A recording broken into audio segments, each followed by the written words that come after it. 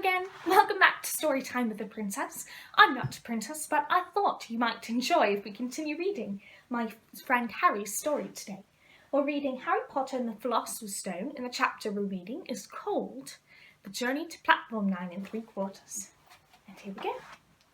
Ron stared as Harry put it all back into the compartment and tipped it onto an empty seat. Hungry, are you? Starving, said Harry, taking a large bite out of a pumpkin pasty. Ron had taken out a lumpy package and unwrapped it. There were 4 sandwiches in there. He pulled one of them apart and said, "She always forgets I don't like corned beef." "Swap you for one of these," said Harry, holding up a pasty. "Go on." "Oh, you don't want this. It's all dry," said Ron. "She hasn't got much time," he added quickly. "You know, with 5 of us." "Go and have a pasty," said Harry, who had never had anything to share before, or, quite frankly, anyone to share it with. It was a nice feeling sitting there with Ron, eating their way through Harry's pasties and cakes. The sandwiches lay forgotten. "What are these?" Harry asked Ron. "They're not really frogs, are they?" he said, holding up a pack of chocolate frogs. He was starting to feel that nothing would surprise him. "No," said Ron. "But see what the card is. I'm missing a gripper." "What?" "Oh, of course, you wouldn't know. Chocolate frogs have cards inside them, you know, to collect. Famous witches and wizards. I've got about 500, but I haven't got a gripper or Ptolemy."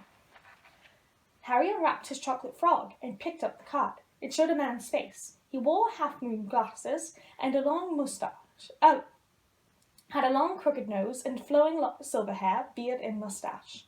Underneath the picture was the name Albus Dumbledore. "So this is Dumbledore," said Harry. "Don't tell me you've never heard of Dumbledore," said Ron. "Can I have a frog?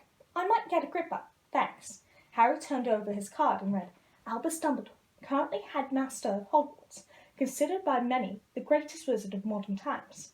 Professor Dumbledore is particularly famous for his defeat of the Dark Wizard Grindelwald in 1945, for the discovery of the 12 uses of dragon's blood, and his work on alchemy with his partner Nicholas Flamel. Professor Dumbledore enjoys chamber music and 10-pin bowling." Harry turned the card back over and saw to his astonishment that Dumbledore's face had disappeared. "He's gone." "Well, you can't expect him to hang around all day," said Ron. "He'll be back." "No, I've got Morgana again, and I've got about 6 of her. Do you want it? You can start collecting." Ron's eyes strayed to the pile of chocolate frogs, waiting to be unwrapped. "Help yourself," said Harry. "But in, the Muggle world, people just stay in the photos. Do they really?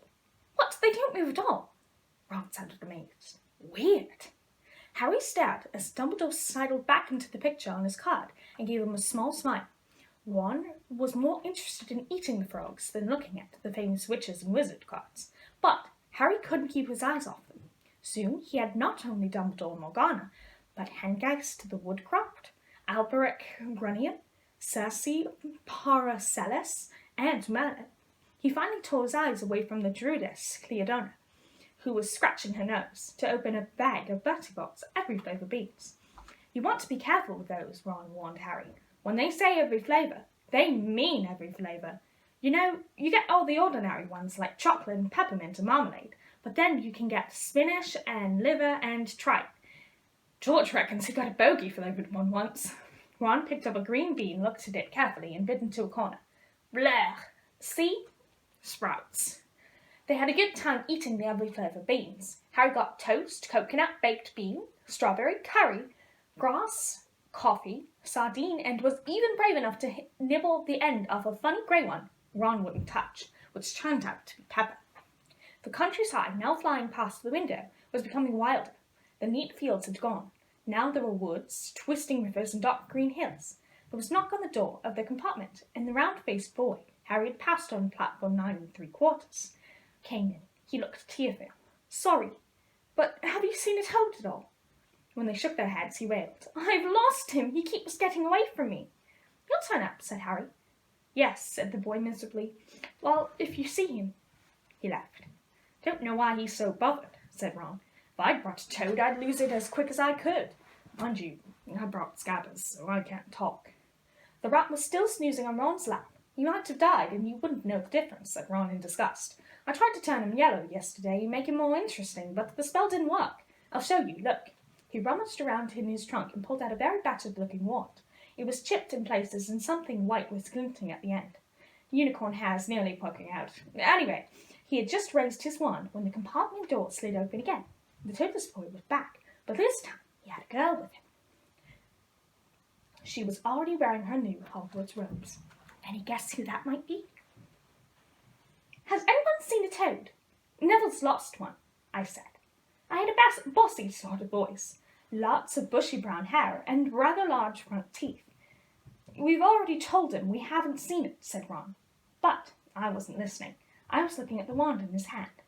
Oh, are you going to do magic? Let's see it then. I sat down. Ron looked taken aback. All right. He cleared his throat. Sunshine daisies, butter mellow.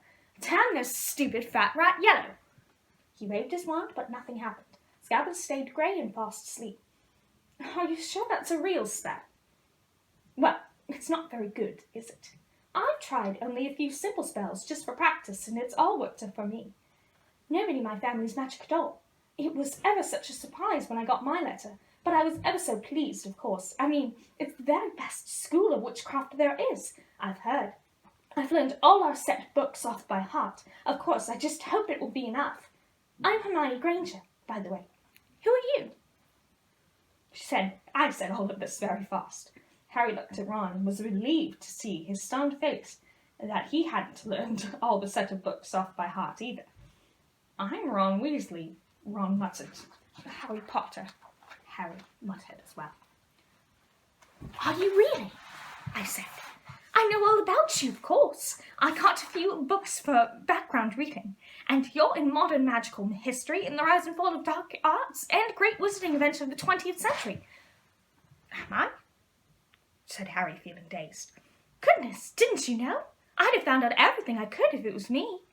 Do either of you know what house you'll be in? I've been asking around, and I hope I'm in Gryffindor.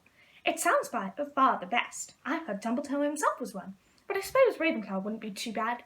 Anyway, I'd better go and look for Neville's toad. You two had better change. You know, I expect we'll be there soon. And I left, taking the toadless boy with me. Whatever house I'm in, I hope she's not in it, said Ron. He threw his wand back into his trunk. Stupid spell. George gave it to me, but he knew it was dud.